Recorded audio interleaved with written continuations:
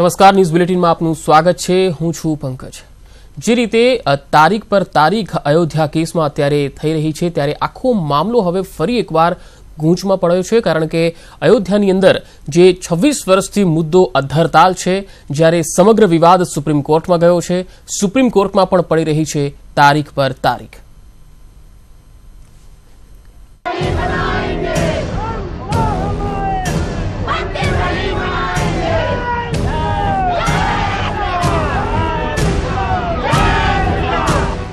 राम जन्मभूमिનો વિવાદ।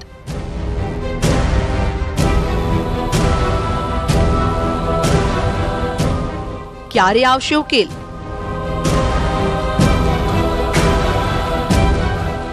શું આપશે સુપ્રીમ કોર્ટ ફેસલો? શા માટે ટળી રહી છે સુનાવણી? છેલ્લા 26 વર્ષથી અયોધ્યાની રામ જન્મભૂમિનો વિવાદ હજી જેમને તેમ જ છે। વિવાદિત ઢાંચાને તોડી પાડ્યા બાદ સમગ્ર મામલો હવે સુપ્રીમના કોર્ટના શરણે ગયો છે। ત્યારે સુપ્રીમ કોર્ટ પણ આ વિવાદિત મામલે સાચવીને પગ મૂકી રહી હોય તેમ સુનાવણીની તારીખ પર તારીખ આપી રહી છે।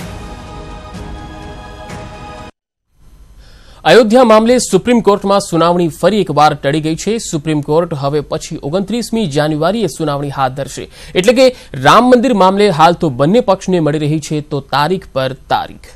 અયોધ્યા મામલે હવે પછીની સુનાવણી 5 જજોની સંવિધાન પીઠના અધ્યક્ષ ચીફ જસ્ટિસ રંજન ગોગોઈ કરશે, પરંતુ સવાલ એ છે કે વર્ષો જૂના આ કેસનો ચુકાદો 2019ની ચૂંટણી પહેલા આવશે ખરો કે પછી ઇંતજાર ઓર બાકી હૈ?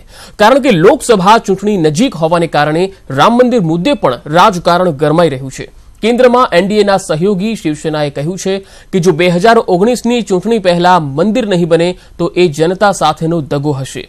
આ માટે ભાજપ અને આરએસએસે માફી માંગવી જોઈએ। કેન્દ્રીય મંત્રી રામવિલાસ પાસવાને અધ્યાદેશ લાવવાનો વિરોધ કરતા કહ્યું છે કે તમામ પક્ષોને સુપ્રીમ કોર્ટનો આદેશ માનવો જોઈએ। હાલમાં જ વડાપ્રધાન મોદીએ પણ કહ્યું હતું કે ન્યાયિક પ્રક્રિયા પૂર્ણ થયા બાદ જ સરકાર તરીકે અમારી જે ફરજ હશે, જે જવાબદારી હશે, તેને અમે પૂરા કરવાના તમામ પ્રયાસો કરીશું। એક રીતે જોવા જઈએ તો અયોધ્યા મામલો 1950ની સાલથી કોર્ટમાં છે। મુદ્દો ધર્મ અને આસ્થા સાથે જોડાયેલો છે। કાયદાના જાણકારોના મતે આખા મામલાને સાધારણ જમીન વિવાદને બદલે રાષ્ટ્રીય મુદ્દાની રીતે જોવો જોઈએ। આજની જો વાત કરીએ તો આજે રામ જન્મભૂમિ બાબરી મસ્જિદ વિવાદ પર સુપ્રીમ કોર્ટમાં સુનાવણી થઈ।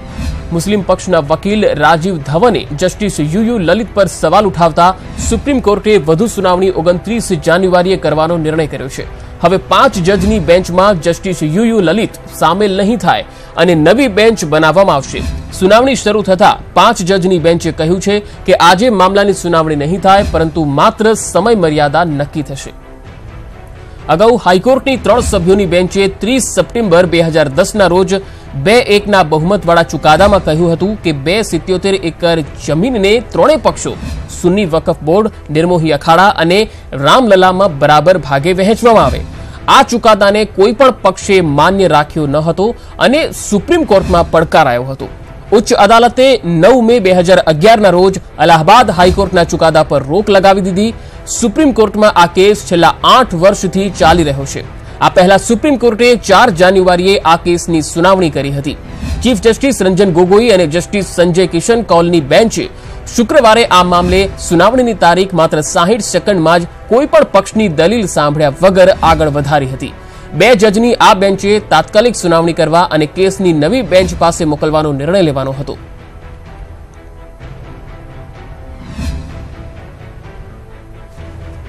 તો સુપ્રીમ કોર્ટમાં આજે અયોધ્યામાં રામ જન્મભૂમિ વિવાદને લઈને સુનાવણી હાથ ધરાઈ। સુનાવણી શરૂ થતા પહેલા જ ચીફ જસ્ટિસ રંજન ગોગોઈએ કહ્યું કે આજે સુનાવણી નહીં થાય, માત્ર સુનાવણીની તારીખ નક્કી થશે। પરંતુ સુનાવણીની તારીખ પર વાતચીત થાય એ પહેલા જ મુસ્લિમ પક્ષના વકીલ રાજીવ ધવને જસ્ટિસની ખંડપીઠ સામે જ વાંધો ઉઠાવ્યો। તેમણે કહ્યું કે યુયુ લલિત 1994માં કલ્યાણસિંહના પક્ષમાં કોર્ટમાં હાજર થયા હતા।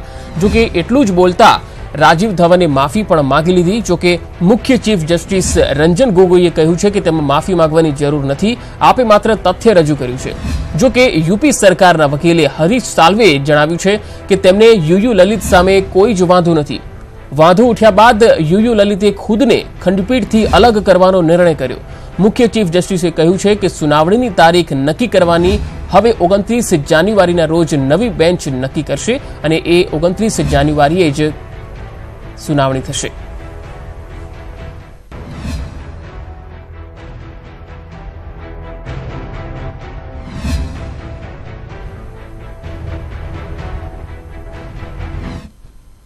कल्याण सिंह के केस में अपियर हो चुके हैं इसी इशू के ऊपर में, तो हमने ये बात कही कि चूंकि वो एक बार अपियर हो चुके हैं इसलिए ये बेंच में ऐसा आदमी होना चाहिए जो इस किसी पक्ष को अपियर ना हुआ हो. तो कोर्ट ने इस गलती को मान लिया और ये कहा कि हाँ ठीक है, और जस्टिस ललित ने भी कहा कि हाँ ठीक है वो इस बेंच में नहीं रहेंगे. तो जाहिर है कि अभी 29 को अब ये बेंच दोबारा बनेगी, उसके सामने ये चीज पेश होगी. नहीं, जब संविधान पीठ बैठी तो आज से सुनवाई शुरू होनी थी, लेकिन शुरू में ही उन्होंने सबसे पहले जस्टिस ललित पर निशाना साधा कि उनको इस बेंच का पार्ट नहीं होना चाहिए, और दूसरा उन्होंने कहा कि ट्रांसलेशन कंप्लीट नहीं है. इन सारी बातों को एक मैं और बात बता दूं, उन्होंने यह भी कोशिश की डालने की, जो 3 जजेज की बेंच सुनवाई की तो चीफ जस्टिस को एडमिनिस्ट्रेटिव साइड पर अगर उन्होंने 5 जज बनाया तो जो मामला ऑलरेडी डिसाइड हो चुका है उसको पुनर्जीवित करने की कोशिश रही है मुस्लिम पक्षकार के वकीलों की. नया फार्मूला आ जाया और फिर केस को डिले करने की बात कही गई. क्यों मेरिट पे बहस नहीं करना चाहता ये बाबरी पक्षकार? क्यों? अब जस्टिस ललित के ऊपर सवाल उठाकर एक बात ऑब्जेक्शन कोर्ट के सामने लाया गया, फिर रिकॉन्स्टिट्यूट होगी. चलो ठीक है, 29 तारीख को रिकॉन्स्टिट्यूट होगी, 29 तारीख से सुनवाई होगी. पूरा देश कोर्ट की सुनवाई और फैसले का इंतजार कर रहा है.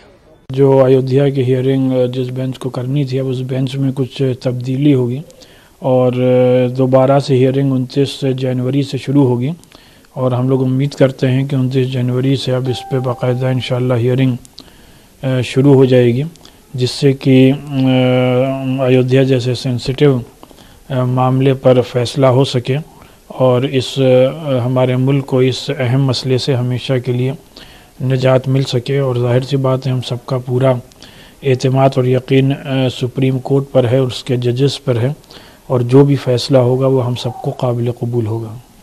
भरोसा है लेकिन विश्वास कम हो रहा है, और ये विश्वास कम होना ठीक नहीं है, क्योंकि विश्वास कम फलदायक कम. और अगर ऐसे तारीख पर तारीख बढ़ता जाएगा तो एक समय ऐसा आएगा कि हिंदू समाज विवश हो जाएगा. 1992 की घटना पुनः दोहराई जा सकती है, और इसलिए सुप्रीम कोर्ट को चाहिए कि जल्द से जल्द कोई निर्णय करे. इसमें तो ऐसा लग रहा कि राजनीतिक पार्टियां राजनीति करें वो ठीक है, लेकिन अब सुप्रीम कोर्ट इस तरह का काम करेगा तो फिर उचित नहीं है. और उनको अन्य मामलों में जो भी अभी तक आतंकवादियों का हुआ, जल्ली कट्टू जो भी तमाम सारे हुए, रात को कोर्ट खोल करके तत्काल फैसला दिया गया, तो इसमें इनको संज्ञान में लेना चाहिए. और सुप्रीम कोर्ट को सद्बुद्धि आवे माननीय जितने भी जज हैं उन जजों को. और ये साफ स्पष्ट है, अयोध्या श्री राम की है, ये बाबर की नहीं है, और उनको फैसला सुनाने में विलंब नहीं करना चाहिए. તો રામ મંદિરનો જે મુદ્દો છે એ વર્ષોથી લટકેલો છે. પહેલીવાર અદાલતમાં જે આ મામલો 1985માં પહોંચ્યો હતો અને વર્ષ 1949માં હિન્દુઓએ મસ્જિદમાં ભગવાન રામની મૂર્તિ પ્રસ્થાપિત કરી હતી અને 1959માં નિર્મોહી અખાડાએ વિવાદિત સ્થળને હસ્તાંતરિત કરવા માટે આ પગલું ભર્યું હતું. 1961માં યુપી સુન્ની વકફ બોર્ડે બાબરી મસ્જિદના માલિકોની આ જમીન હોવાની વાત કરી. ત્યાર પછી 86માં ન્યાયાધીશે તેને મંજૂરી આપી હતી. તત્કાલીન પીએમ રાજીવ ગાંધીએ બાબરી મસ્જિદ પાસે શિલાન્યાસની મંજૂરી આપી હતી અને ત્યાર પછી 91માં યુપીના કલ્યાણસિંહ સરકાર જે વખતે હતી ત્યારે તેમણે જમીન જે છે એને લઈને ફરી એકવાર વિવાદ ઊભો થયો હતો, કારણ કે એ જમીનને રાજ્ય સરકાર તરફથી જ્યારે મંજૂરી આપી ત્યાર પછી એ બાબરી મસ્જિદને તોડી પાડવામાં આવી. 92માં એક આયોગની રચના કરવામાં આવી હતી તપાસ કરવા માટે. હાઈકોર્ટમાં 3 ન્યાયાધીશની ખંડપીઠે સુનાવણીની શરૂઆત કરી દીધી હતી 2002માં, અને 2003માં અલ્હાબાદ કોર્ટેના નિર્દેશ ઉપર ભારતીય પુરાતત્વ વિભાગે ખોદકામ શરૂ કર્યું હતું. 17 વર્ષ પછી તત્કાલીન પીએમ મનમોહન સિંહને આ રિપોર્ટ સોંપવામાં આવ્યો અને 2010માં લખનૌ પીઠે ઐતિહાસિક નિર્ણય સંભળાવ્યો હતો, જેમાં 2011માં સુપ્રીમે અલ્હાબાદ હાઈકોર્ટના નિર્ણય પર સ્ટે આપ્યો હતો. તો 1528માં અયોધ્યામાં એ વખતે મંદિરનું નિર્માણ થયું હતું અને જ્યાં ભગવાન રામનો જન્મ થયો હતો. અને આ જ મામલાને લઈને આ મુદ્દો વર્ષોથી લટકેલો છે. રામ મંદિર તોડીને મસ્જિદ બનાવ્યો હોવાનો હિન્દુઓનો આક્ષેપ હતો. 1859માં બ્રિટિશ સરકારે 2 ભાગ કરીને હિન્દુ મુસ્લિમને પ્રાર્થના કરવા માટે આ ફાળવણી થઈ હતી. પહેલી વખત અદાલતમાં આ મામલો 1885માં પહોંચ્યો હતો.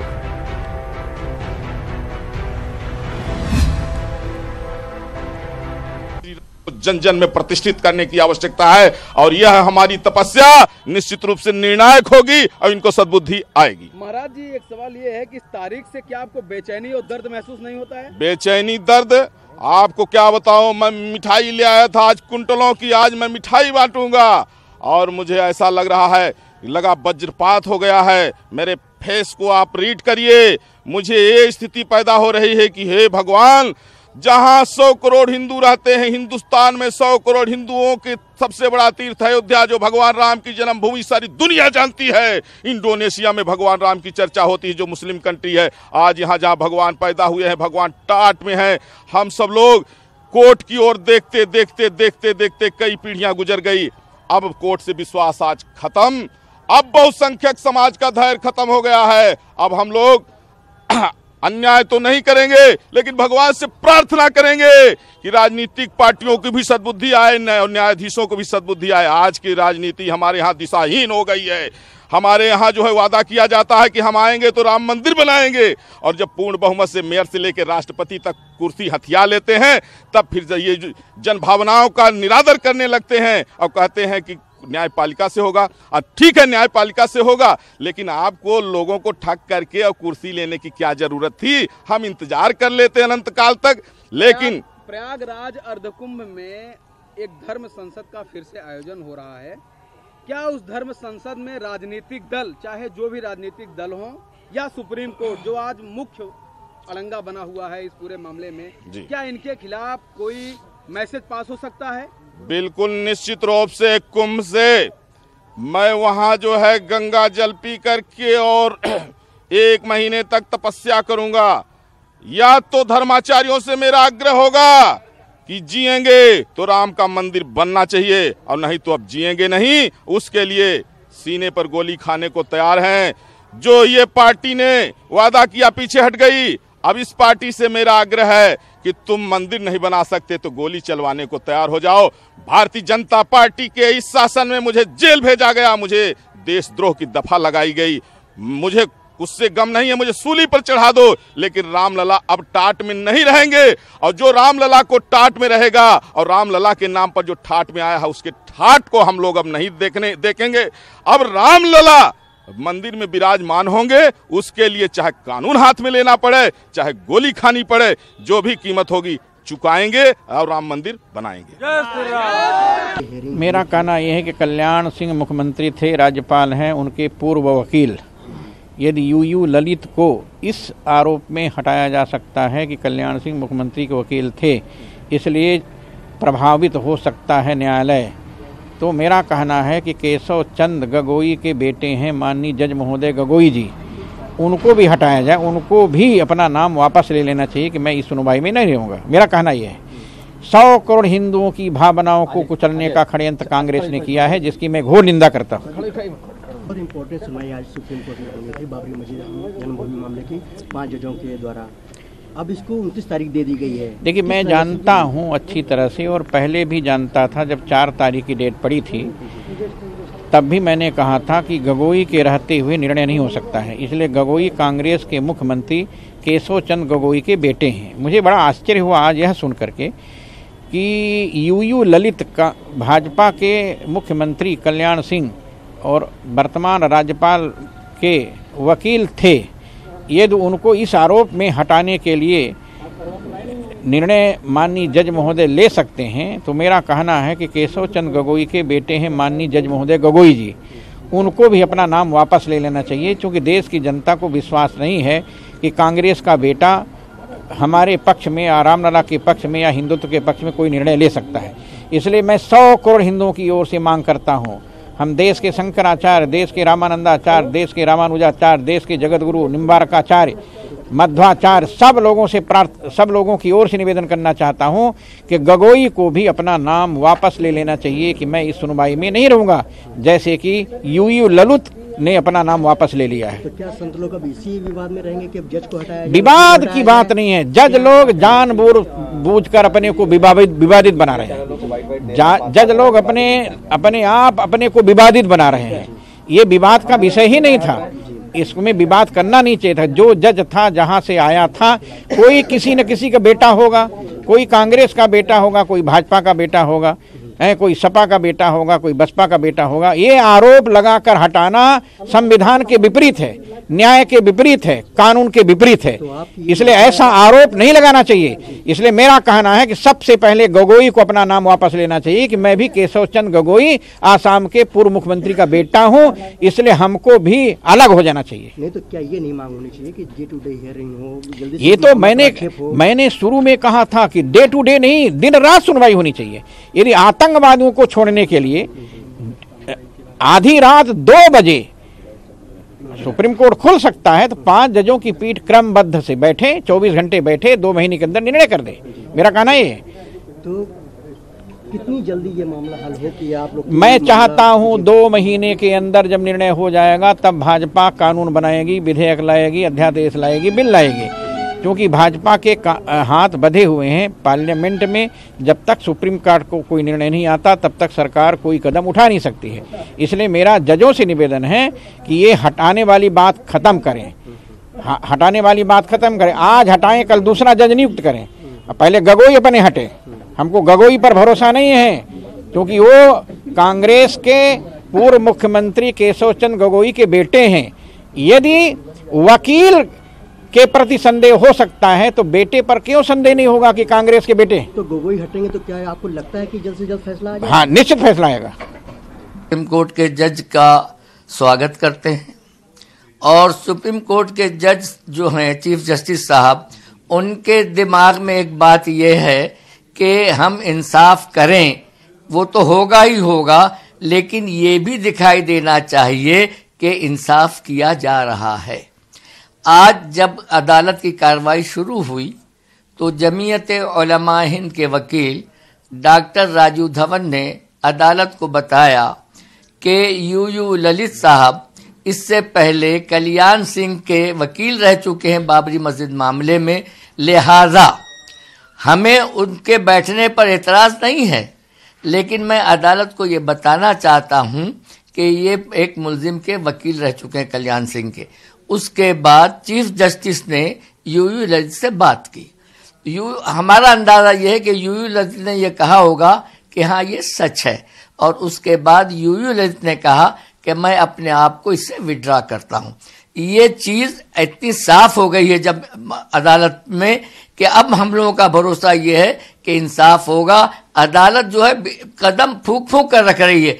अगर किसी एक जज पर ये बताया गया कि वो फला मुल्जिम के वकील रह चुके हैं और यह फैसले में शामिल है, तो चीफ जस्टिस ने इसको गवारा नहीं किया कि हमारे फैसले पर कोई आंच आए कि एक मुल्जिम का वकील रह चुका था और इसलिए हमने ये फैसला किया है। इसलिए हम निहायत ही शफाफियत के साथ करते हैं और हम जमीयत उलमा की तरफ से चीफ जस्टिस साहब के जो है उनका धन्यवाद करते हैं कि वो न सिर्फ इंसाफ करना चाहते हैं बल्कि दुनिया को ये बताना भी चाहते हैं कि हमारी अदलिया आज़ाद है और वो इंसाफ करती हुई दिखाई भी देती है। कहीं ना 29 तारीख को होने वाली अभी आज जो सुनवाई हुई थी, तो अगली जब सुनवाई हुई तो एक बार फिर गठन कर रहे हैं। તો શું હતો સમગ્ર વિવાદ અને કેવી રીતે સર્જાયો આ વિવાદ, કેવી રીતે આ વિવાદ પહોંચી ગયો સુપ્રીમ કોર્ટમાં, તેના ઇતિહાસ પર એક નજર કરી લઈએ।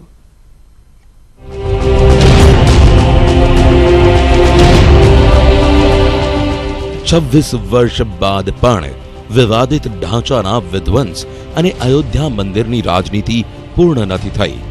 બાબરી મસ્જિદ ઉત્તર પ્રદેશના ફૈઝાબાદ જિલ્લાના અયોધ્યા શહેરમાં રામકોટી પહાડી પર એક મસ્જિદ હતી।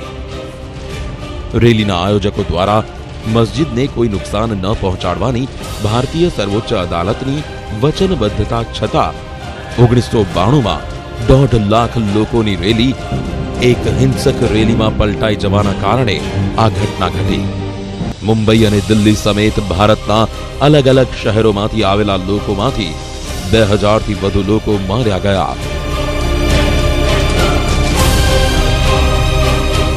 જો કે આ વિવાદનો ઇતિહાસ પણ એટલો જ રોચક છે। ભારતના પ્રથમ મુગલ સમ્રાટ બાબરના આદેશ પર 1527માં આ મસ્જિદનું નિર્માણ કરવામાં આવ્યું હતું। બાબરી મસ્જિદના સ્થાન પર કોઈ પહેલા મંદિર હતું જે તોડી અથવા તો તેમાં બદલાવ કરી મસ્જિદ બનાવવામાં આવી છે કે નહીં તેના પર રાજકીય, સામાજિક અને ધાર્મિક બબાલને અયોધ્યા વિવાદના નામે ઓળખવામાં આવે છે. 18મી સદીમાં મંદિર તોડીને ત્યાં બાબરી મસ્જિદ બનાવાઈ.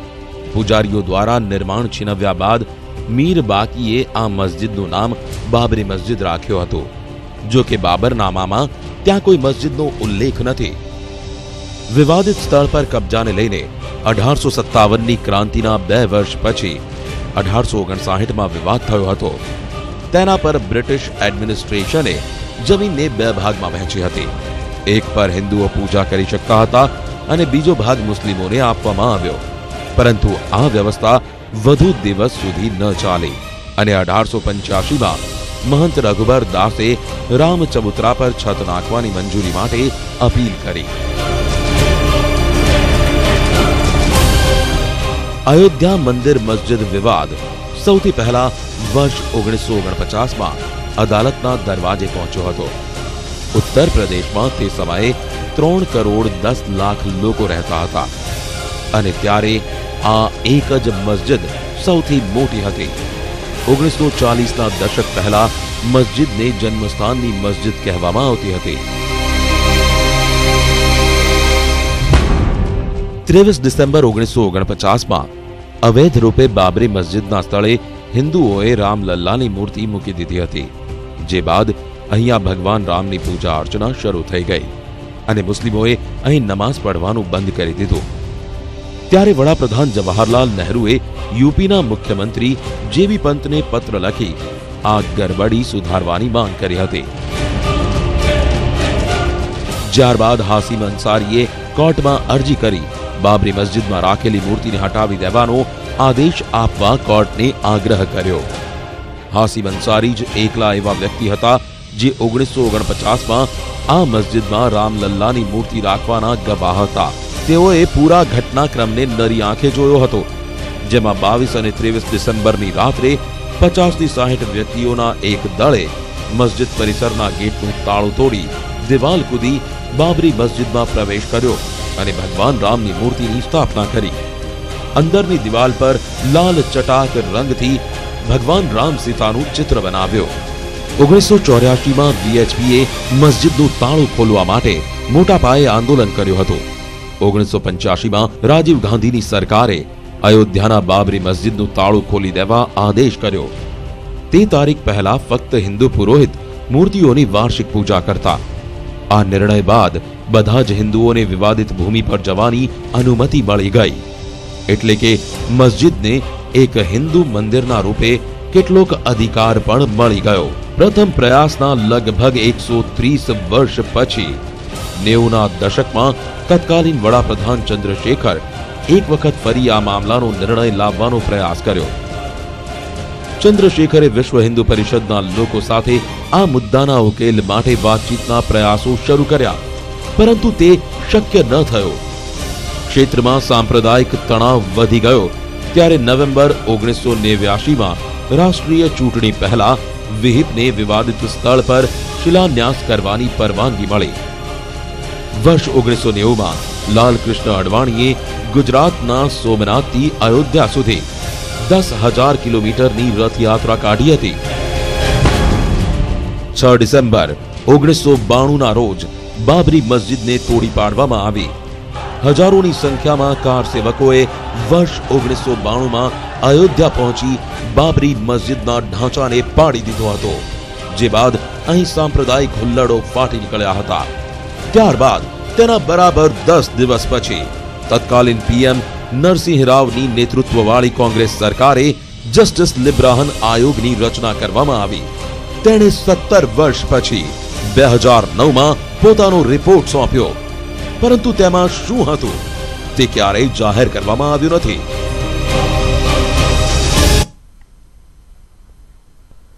તો તો અયોધ્યા મામલે આજે જે સુનાવણી થઈ, પરંતુ આ સુનાવણીમાં શરૂ થતા પહેલા જ ચીફ જસ્ટિસ રંજન ગોગોઈએ કહ્યું કે આજે સુનાવણી નહીં થાય, માત્ર સુનાવણીની તારીખ નક્કી થશે.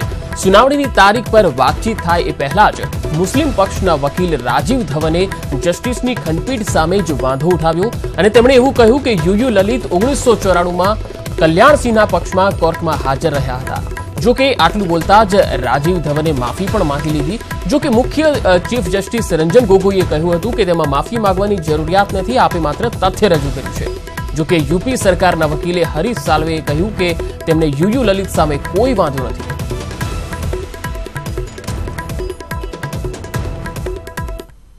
તો હવે 29 જાન્યુઆરીએ નવી બેન્ચ આ મામલે સુનાવણી કરશે. વિશેષમાં અત્યારે આટલું જ. રજા આપશો. નમસ્કાર.